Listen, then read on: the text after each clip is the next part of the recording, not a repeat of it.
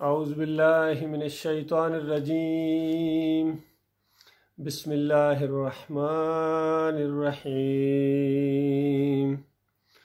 وسارعوا الى مغفرۃ من ربکم وجنات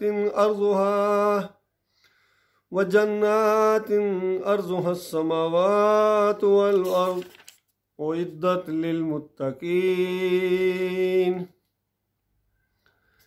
یہ سورہ آل عمران کی ایک آیت ہے 133 نمبر کہ دوڑو، آگے بڑھو اللہ کی ان جنتوں کو حاصل کرنے کے لیے جن کی وسعت زمین اور آسمان جتنی ہے، اور جو متقین کے لیے، تقوی والوں کے لیے، پرہیزگاروں کے لیے،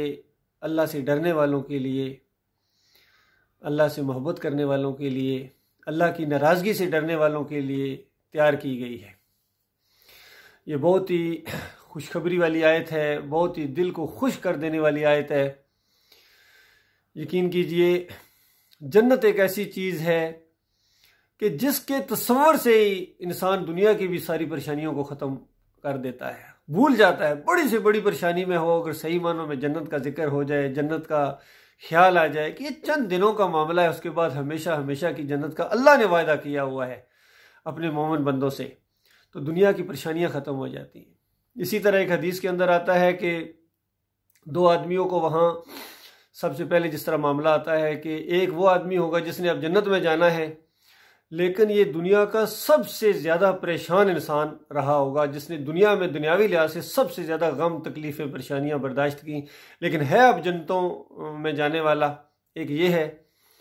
اور دوسرا انسان وہ ہے جو دنیا میں جس نے سب سے زیادہ خوشحال اور خوشی کی زندگی گزاری ہے، لیکن ہے یہ جہنمیوں میں سے، اب اس نے تھوڑی دیر بعد جہنم میں جانا ہے۔ تو اللہ تعالیٰ نے ایک نظارہ دکھایا دنیا میں، ایک علمی بات ہم تک پہنچائی کہ اس جنتی کو جنت کی ایک جھلک دکھائی جائے گی، یا ایک چکر لگایا جائے گا، اس طرح کا کبھی آتا ہے، ایک ایسا نظارہ دکھایا جائے گا کہ اب اس کے اندر تو نے جانا ہے، اور پھر ایک سوال کیا جائے گا کہ میرے بندے اللہ تعالیٰ کی طرف سے کہ دنیا میں تو نے کوئی غم، کوئی پریشانی، کوئی مصیبت، کوئی دکھ دیکھا ہے؟ تو حدیث میں آتا ہے وہ قسم اٹھائے گا کہ یا اللہ تیری قسم، میں نے کبھی کوئی پریشانی، غم اور تکلیف کیا ہوتا ہے مجھے تو پتہ ہی کوئی نہیں، یعنی مجھے معلوم نہیں یہ چیزیں کیا ہوتی ہیں، بھول جائے گا۔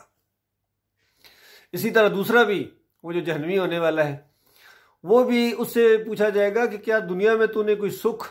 آرام، چین کبھی دیکھا ہے؟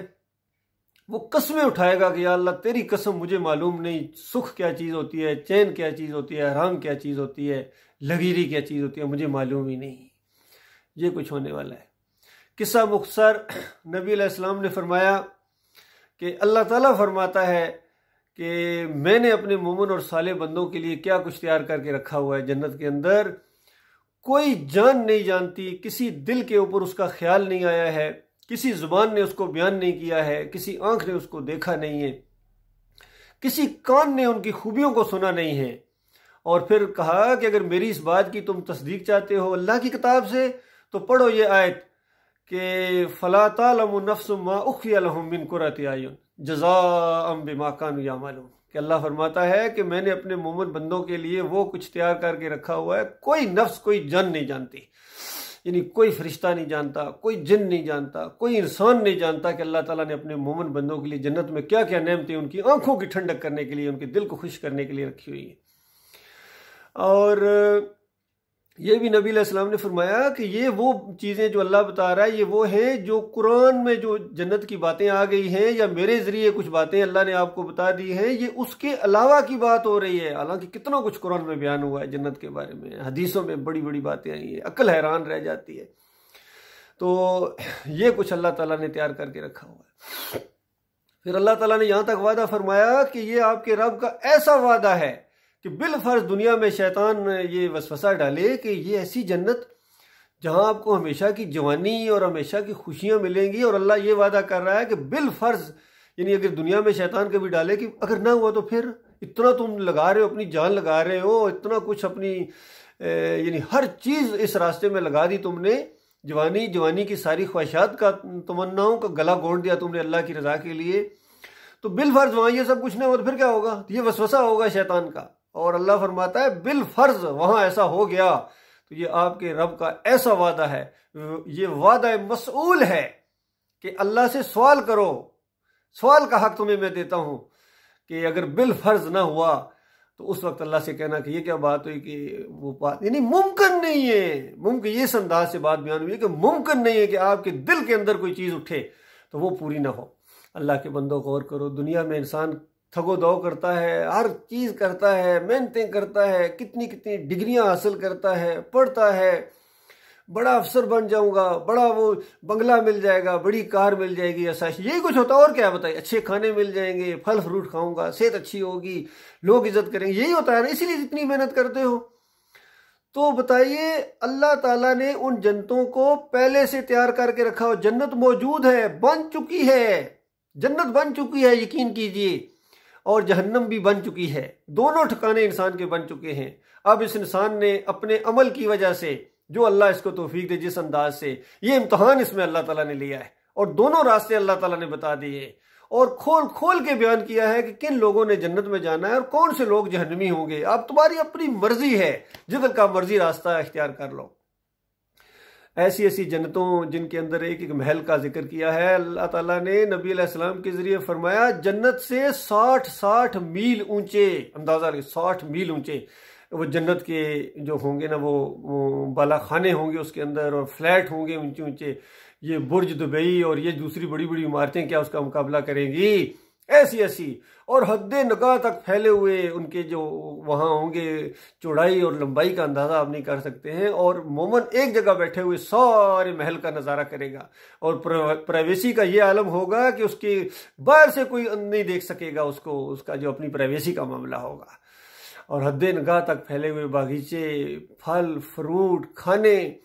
صحت، جوانی، اور پھر ایک ماحول بھی اللہ تعالیٰ وہاں ایسا بنائے گا، اپنے سارے اس کے رشتہ دار، ساری برادری، قبیلے، اور اس کے اوپر آباء و اجداد میں سے بھی جو مومن گزرا ہوگا وہ بھی وہاں ہوگا، اس کے ساتھ ہوگا، اور اس کی نسلوں میں سے بھی جو مومن ہوگا وہ بھی وہاں۔ اور آپ دیکھیے اللہ کی شان دیکھیے کہ اس پورے خاندان اور قبیلے میں جو سب سے ٹاپ کا جنتی ہوگا نا، پورے قبیلے کو اٹھا کے اللہ تعالیٰ اس درجات تک پہنچا دے گا، یہ نہیں کہ اوپر سے نیچے لائے گا، یہ اللہ کی کرم نوازی ہے، یہ اس کی شان ہے۔ اور پھر ایک جمعہ بازار ہوگا، اس کا بھی ذکر ہے کہ سارے جنتی اس میں اکٹھے ہوں گے اس دن، تمام جتنے درجات والے اس میں اکٹھے ہوں گے، انبیاء ہوں گے، شہداء ہوں گے، صدیقین ہوں گے، اور مومن آپس میں سارے ملاقاتیں کریں گے، اور شاپنگ کا کیا حال ہوگا اللہ بہتر جانتا ہے کس انداز سے وہاں ہوگی، سب کچھ ہونے والا اللہ کے بندو۔ اب یہ مسئلہ یہ ہے کہ ٹھیک ہے جنت بڑی زبردست ہے، لیکن یہ کن لوگوں کو اللہ تعالیٰ دے گا، تو وہ بھی اللہ تعالیٰ نے کھول کھول کے بیان کیا دیا۔ وہ مومن، اس کا مومن ہونا بڑا ضروری ہے، وہ اللہ کے علاوہ کسی اور کو نہ پکارے مدد کے لیے، کوئی پکار اللہ کے علاوہ وہ غیبانہ نہ لگائے، یا رسول مدد، یا علی مدد، یا ابراہیم اگسنی، یا اسماعیل اگسنی والا نہیں ہونا چاہیے، کسی کی نظر و نیاز کرنے والا، 11ویں 12ویں واسطے وسیلے نبیوں اور ولیوں کو سجدے کرنے والا اگر وہاں پہنچے گا، جنت نہیں جا سکو گے۔ اس جمہوریت کے سسٹم کے اندر رہ کے آپ جنت نہیں جا سکو گے، ان مسلک پرستوں کے اندر رہ کے آپ جنت نہیں جا سکو گے۔ کوئی بریلوی، کوئی دیوبندی، کوئی اہل حدیث، کوئی چکڑالوی، سہروردی، نقشبندی اور قادیانی، شیعہ اور نصرانی اور یہودی جنت نہ جا سکے گا، یقین کیجئے۔ مخلص مومن جنت میں جائیں گے، مخلص۔ نبی علیہ السلام نے اعلان فرمایا تھا جنگ خیبر کے موقع کے اوپر کہ جاؤ بلال اعلان کر دو